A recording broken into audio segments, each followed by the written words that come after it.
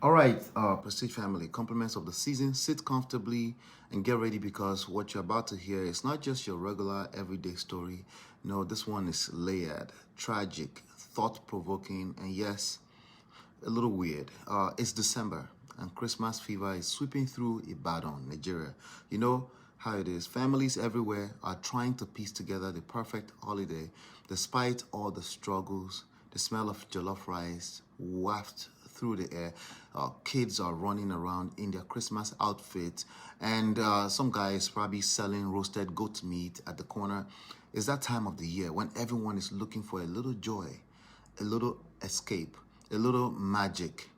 Queen Naomi Silekunola, the ex-wife of the Oni of Ife, and Oriyomi Hamzat, the owner of Agidigbo FM, not just any random names. They are prominent figures in society, people who, for better or worse, are seen as pillars of the community. So when they announced a massive Christmas funfair at the Islamic high school in Ibadan, everyone was buzzing. Free gift for kids, a chance to celebrate the season in grand style. Who wouldn't want to be a part of it? The excitement was palpable. But as they say in Yoruba, Bishoni ba toba jino or toba ta, amafiowo bojeni. And here's a loose translation, by the way. When a yam is too sweet, or when your yam is ready, you cover it while eating it, right? Sometimes too much excitement without proper caution can lead to disaster. And that's exactly what happened. Now, the funfair was scheduled to begin at 10 a.m. Security was meant to arrive at 8 a.m. Everything was planned, at least on paper. But in real life doesn't always follow the script. Parents, desperate to secure the best spot, they started arriving the night before. Yes, you heard me. The night before. And it didn't stop there. When they found the gates locked, did they wait? Nah, Nigeria people, no, they didn't wait. My people, waiting is not really part of our DNA. Instead, they started lifting their children and throwing them over the fence like sacks of rice. Can you imagine? Tragedy struck when one child, reportedly thrown over the fence by a parent, landed badly, hitting their head. The child died instantly. That was just the beginning. By morning, the crowd outside the school had grown into a mob. Everyone was pushing, shoving, trying to get in. And then the unthinkable happened, a stampede. 35 children lost their lives in the chaos. Actually, I've seen some other publications updating that number to 70. Families went from planning Christmas feasts to planning funerals. At this point, you'd think the strategy would be the worst part of the story, but no. What followed was even more shocking. The authorities swung into action, and guess who they arrested? Not the parents. No, not the parents. Not the parents who threw their kids over the fence. Not the security personnel who failed to arrive on time. No, the police arrested Queen Naomi, Oriyomi Hamzat, and the school principal, a man by the name Mr. Abdullahi Fasasi. Their crime? Negligence, conspiracy, and failure to provide adequate security. Just like that, the people who tried to do good found themselves behind bars. Let's think about this. Do you see where this story is heading? Don't worry, we'll get there. But before we continue, let's do something important. Have you liked this video yet? Please share this video with your friends. Please don't let this analysis end just with you. Hit the like button, by the way, and subscribe. Trust me, it helps keep the conversation like this alive. All right, so now back to the story. All right, back to the story.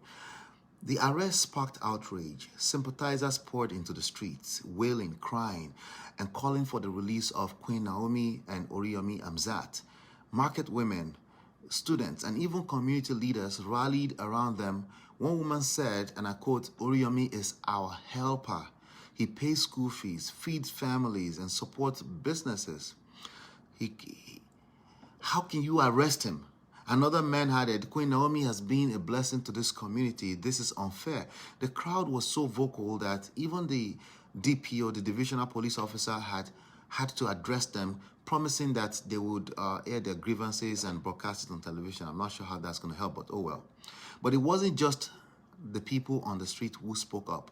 There's a guy, Nollywood actor Femi Branch, added his voice to the growing outrage. In a passionate social media post, he said, "This arrest is nonsense. Are we now punishing kindness in this country?" According to him, the parents who threw their kids over the fence were the real culprits. What kind of hunger drives someone to endanger their child's life, he asked. And why aren't those parents being held accountable, right? He's asking the people in general. So Femi Branch didn't stop there. He laid out the timeline of the events in detail. Again, in repetition, the funfair was supposed to start at 10 a.m. The gates were locked until the security could arrive at 8 a.m. But these parents showed up overnight, and instead of waiting, they turned into complete chaos, throwing their children over the fence. Who does that? He argued that the arrest of Queen Naomi and Oriyomi Hamzat set a terrible precedent. If this is how we treat people trying to help, then who will dare to step up next time? All right, so now let's break this down. Okay, let's break this down, because there's a lot to unpack here, and as usual, I have a different angle that I'm coming from. On one hand, you have Queen Naomi and Oriyomi Hamzat, people who, by all accounts, had good intentions. But I've always told you about good intentions. They're overrated, right? They wanted to give back to the community, to spread a little Christmas cheer, but as the saying goes, and I quote, the road to hell is paved with good intentions. Organizing an event of this magnitude comes with responsibilities: security, medical aid, crowd control. I know I'm speaking on Igbo. These are not optional. They are mandatory. Without them, even the best intentions can lead to disaster. On the other hand, there's the issue of personal accountability. Parents, what were they thinking? Yes, times are tough. Economy is rough. But does that justify throwing your child over a fence? At what point does desperation turn into recklessness? We have to ask ourselves some hard questions. And then there's the government. Where were the regulators, the oversight? Events like this don't just happen out of the blue. Someone somewhere should have ensured that all protocols were followed. Now, let me pause here and ask you, if you were Queen Naomi or Oriyomi Hamzat, if you were in those people's shoes, how would you feel right now? You were just trying to help the community only to end up in prison, right? Is this the price of kindness in Nigeria? And to the parents who lost their children, how do we even begin to heal from such a tragedy? Before you answer, let me tell you something important. This story isn't just about pointing fingers. As always, it's not about pointing fingers. It's a wake-up call for all of us. Whether you're a leader, whether you're a community leader, a parent, or just a bystander, we all have roles to play. Kindness is great. It's cute. It's nice and all. But it must be backed by wisdom and preparation.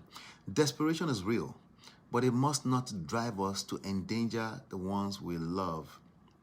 And as for the system, well, let's just say there's a lot of work to be done. Now, before I wrap up, let me remind you of something. You see that video on the screen? Yes, that one. Click it. That's the next video I have for you. Trust me, it's another eye-opener you don't want to miss. And don't forget, like, share, and subscribe if you haven't done that already. Let's keep this conversation alive. Let's keep it going. Now, here's a big question, please, okay? No, actually, I don't know. The video's not popped up yet. Wait, I have a question for you. Who is truly at fault here? The organizers, the parents, or the system? And what do you think should be done to prevent something like this from ever happening again? Because that's a major thing we should talk about. Drop your thoughts in the comments below. Let's talk.